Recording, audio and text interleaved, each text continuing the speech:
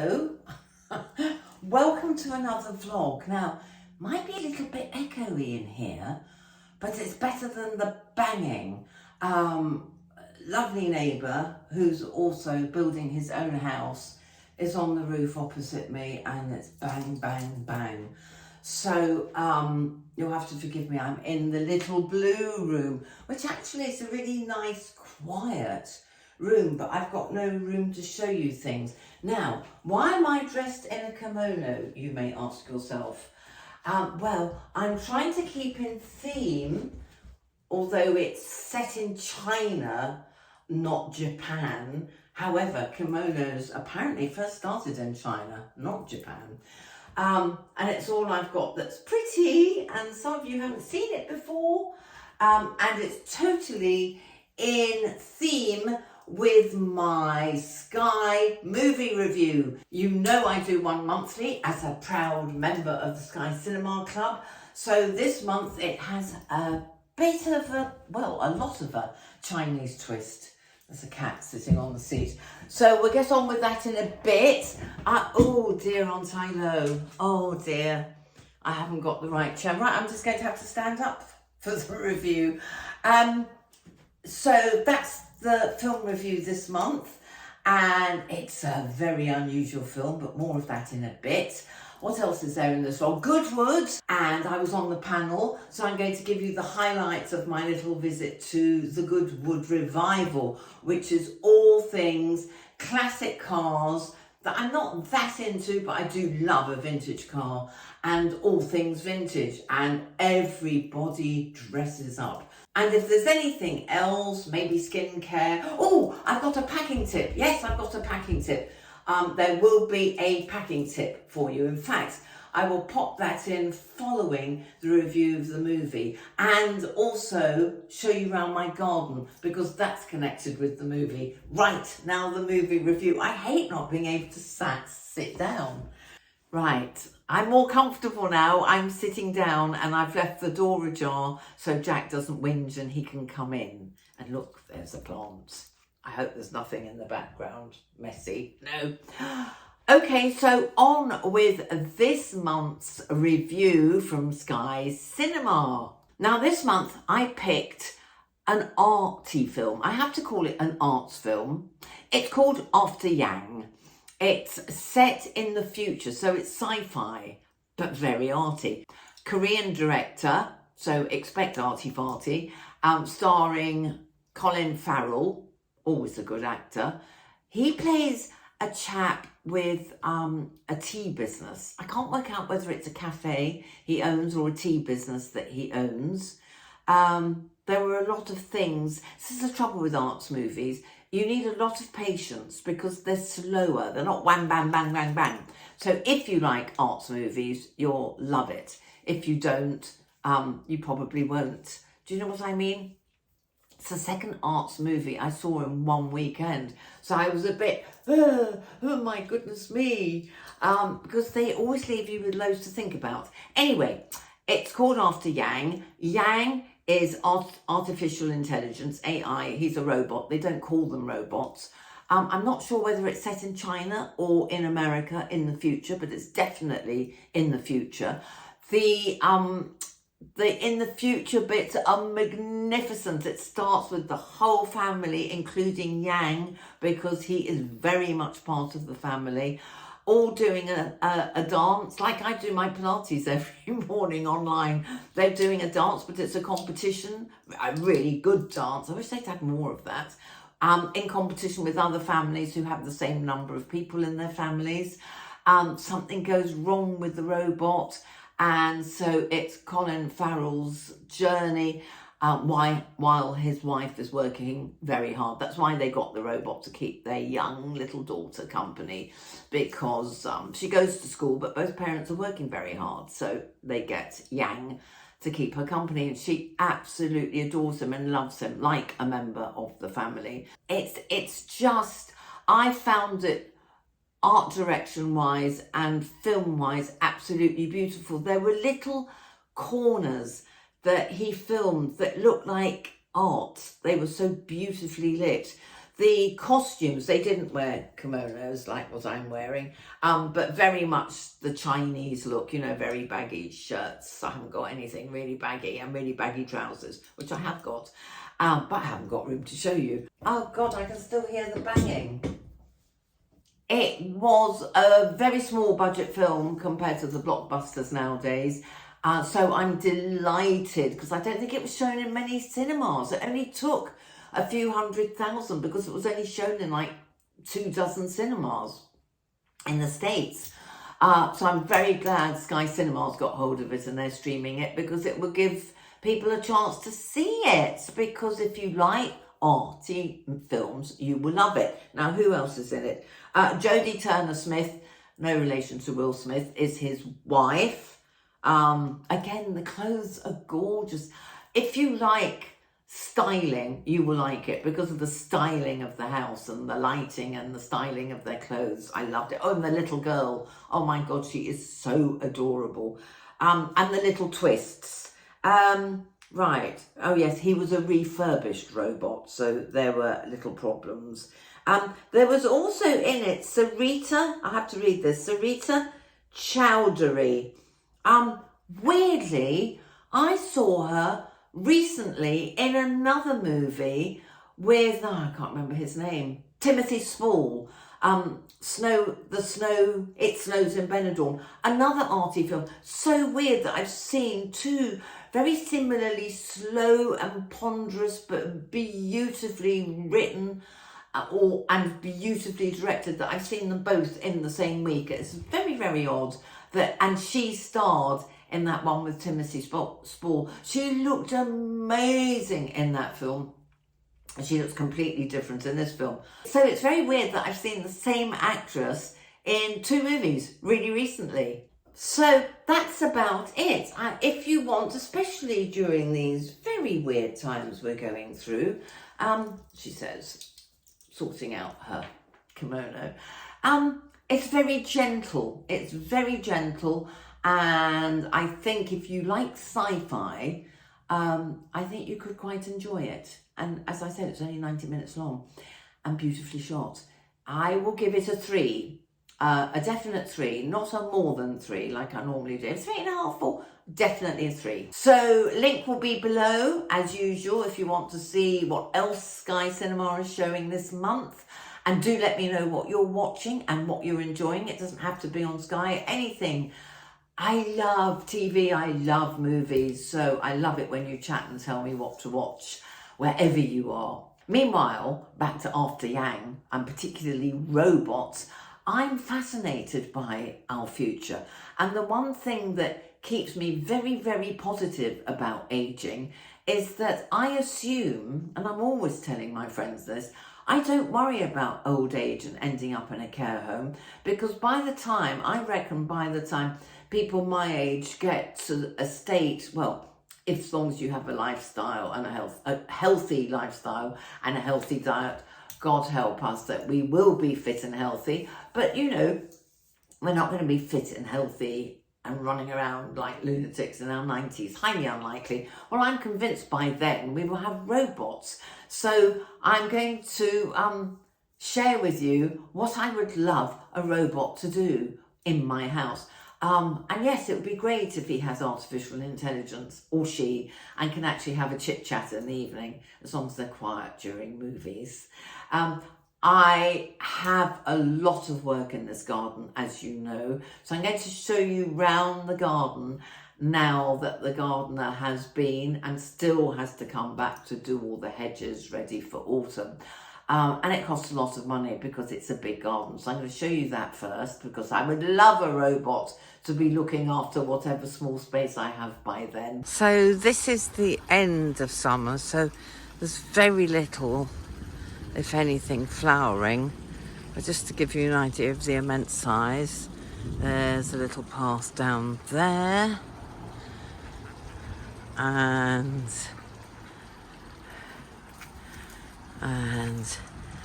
there's the sea. Jack and I've been in this morning, and there's a lovely little sun trap, but then there's all this to look after.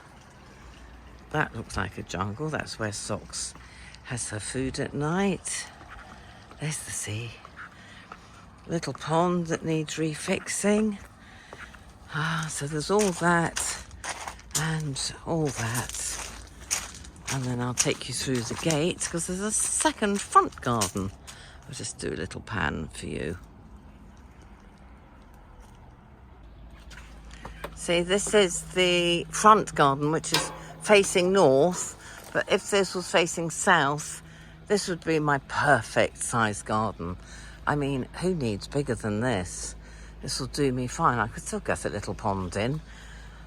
So there you go. So that's it. It's enough to be getting on with, isn't it? Obviously, all my cleaning, washing, drying and ironing, oh, wouldn't that be lovely? And the occasional meal. I enjoy cooking, as you know, and I don't really like ready-made meals or anything like that, but the robot could do the hard graft, couldn't he or she? Oh, and in the movie, oh my goodness, I loved the futuristic elements. He or his wife or the daughter were always seen sitting in the back of a car that was obviously on monorail or being driven. I can't wait for cars that don't need drivers to come along. I would go everywhere by car then. So yes, the robot could drive, or maybe we'll have wonderful technology by then where we just sit in a little pod and get driven around. I'm quite looking forward to my 90s if all these things happen. And finally, and this is where my travel hack comes in, I get into a terrible state packing. I know I look very organised and I am very organised, but it'd be great to have somebody to do it, wouldn't it? And to help you get dressed when your arms are too stiff to get to that zipper, if we still have zippers by then. So my latest travel hack, which I found myself do you remember when I went to Richmond? Because I knew I was going to be taking masses of tubes, I didn't want a wheelie case. I bought this amazing bag from Gunwharf and it meant that I could just put it on my shoulder and jump on many tubes without worrying about it, without blasted wheels that get in the way. Much easier, and it's got a great big strap that goes across your body. So I'll talk you through that now, my latest little travel hack. Very useful for anyone who lives in the city who is catching a lot of trains. So here's my easy packing hack for when you need to get on and off trains, on and off buses, on and off tubes or subways. Makes it so much easier than dragging a little case along on wheels and lifting it up and down heavy stairs. So this is what I started doing towards the end of the summer. I shall continue if I'm going for one night in London. I don't think I could pack enough. I don't know. It's a pretty cool bag that I got at Gunwharf in Portsmouth. So it's an outlet, so it was much cheaper than normal. You probably could get one travel outfit and a change of clothing and a change of top in for winter. Anyway, this was for 3 days up in London. This beautiful skirt, I'll show you a picture of me wearing it all. Beautiful skirt, cheap as chips, white blouse that goes with it. Even packed my Adidas jacket in case it got chilly. And another shirt, black and white again. So we've got the black and white theme going on. Yoo-hoo-hoo. It's easier to stick to one colour. And I would travel in something like this, so we're still keeping the black. These are navy and black, but the black and coloured theme going on. Or I did pack that as well, an extra top in case I spilt something, and plain black trousers to travel in. So you can't go wrong if you stick to one colour. The other colour theme I tend to stick to is blue and brown. So everything's blue and brown. So these are the shoes I wore, and they got me through 3 days in London. I didn't wear anything. Oh, I want to put them on. I didn't wear any other shoes, didn't need to. Black bag. Oh, most important thing, this bag came with its own wash bag, so that's ready packed, always ready to go. And I always take my little, you know these ones, Longchamp, this little backpack, so that I can put my makeup bag in there, my notebook, my spare specs, you know how many specs I've got, everything I might need, bottle of water, and all that goes. I'll show you how I travelled, because this is the best bit. So this is how easy it was to travel. Imagine that with water in, it's a little bit heavier. A book to read, and this is just a dream compared to a suitcase. But keep it light so you don't hurt your bag. So look at that. I cannot say, oh, it's even got a little secret pocket in the front. Cannot tell you how light it is. And I'm a wimp. So look at that. Okay, it's not black, but off I go to London town or wherever I'm going for one night. It's also got a great big strap, which again is quite useful if you're travelling even lighter than this. You can, I might use this for airline travel, you know, then you can put a spare set of clothes in it and not get stressed if they lose your suitcase. Anyway, that's what I'm doing at the moment, if it's only 1 or 2 nights and I don't want to drag those blasted wheelie cases around. So, I hope you enjoyed that. Could a robot have done better? I doubt it. So finally, I'm going to leave you with all that I could film and edit in time to put it on this vlog of Goodwood Revival. So I really hope you enjoy the fashion, the cars, all the vintage stuff that was there. It's an amazing festival, but I will see you next week. Go. Welcome to Goodwood Revival. Vintage motor cars, how can you not hear them, and vintage clothes, my favourite. I'm just going to show you my outfit, Love Your Look clothing, so not strictly vintage, pretend vintage, and here's the hat you saw a few weeks ago, and here's my vintage bag, so the whole look.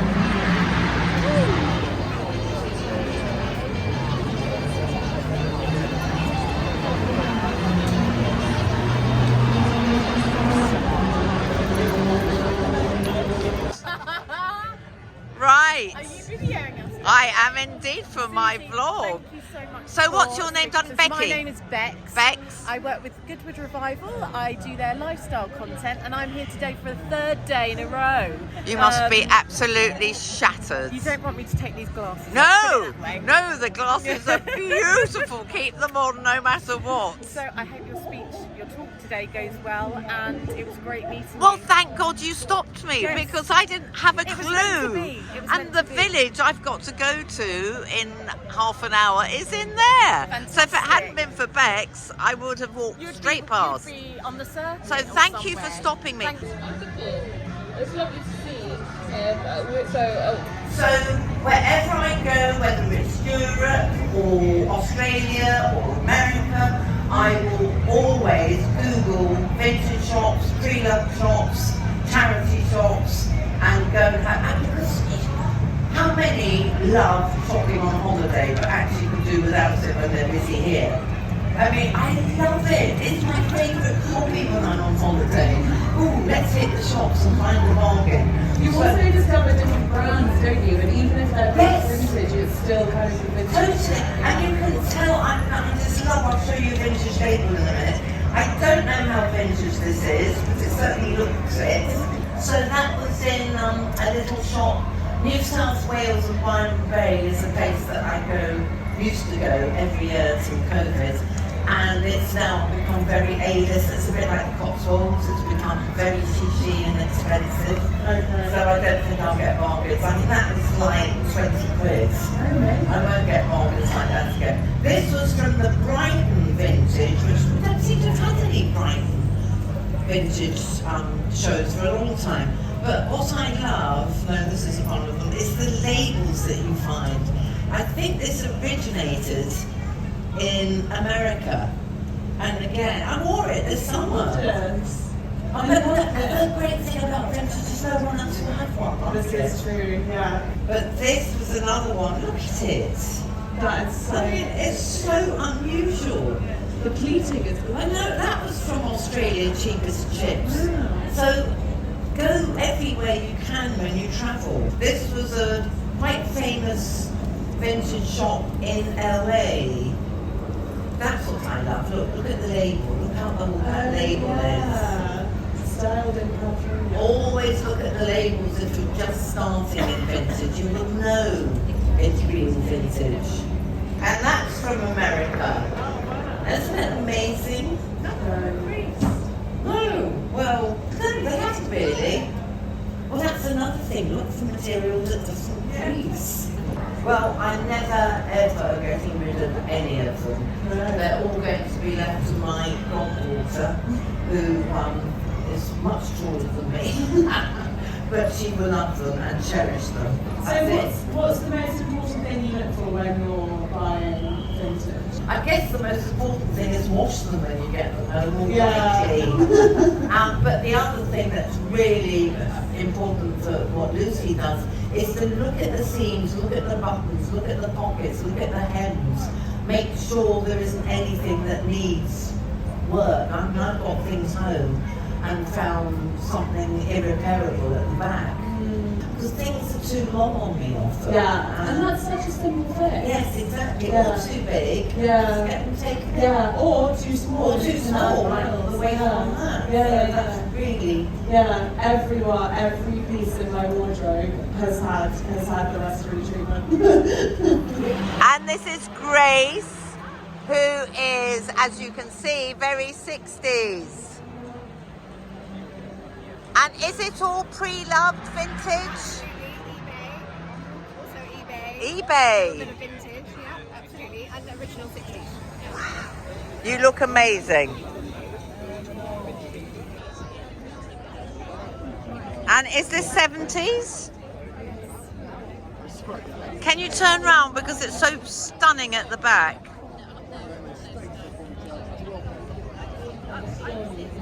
Thank you. Do you wear 70s anyway? So it's just for today. You look gorgeous. Nice, isn't it? They look gorgeous. What's your blog? Look at you two. You look amazing. I'm just doing outfits. Talk amongst yourselves. Whoa! Oh, those shoes. Where did you get those shoes? Pre-loved. All pre-loved. You look amazing. And look at you in your 60s. Where did you get the dress? Just off a random website. Best way. Thank you, I girls. love the fabric of your dress. Isn't it lovely? It's not vintage, you know. I love the glasses. Where are they from? I don't know, I've had them a few years. But let's not leave the men out. And where did you get this oh, look at those shoes. Oh my God. They're amazing. Where did you get this outfit? Sorry? Jolliffs. Is that the place for men to go? Yes, absolutely. Thank you very much. It's your lucky day. Oh, dressed up men, dressed up ladies, dressed up man. Look at that. Mm-mm-mm. Vintage clothes galore. Let's see the back. Wow, amazing. Thank you. Do you come you look like you come every year. First time, you don't believe it. I can't remember actually. All it looks amazing. Do your spin. Do a spin? Yeah. Do a what? Hello. Oh yes, do a twirl. Okay, I'm going to do it. Do a twirl. Oh, sorry, and again.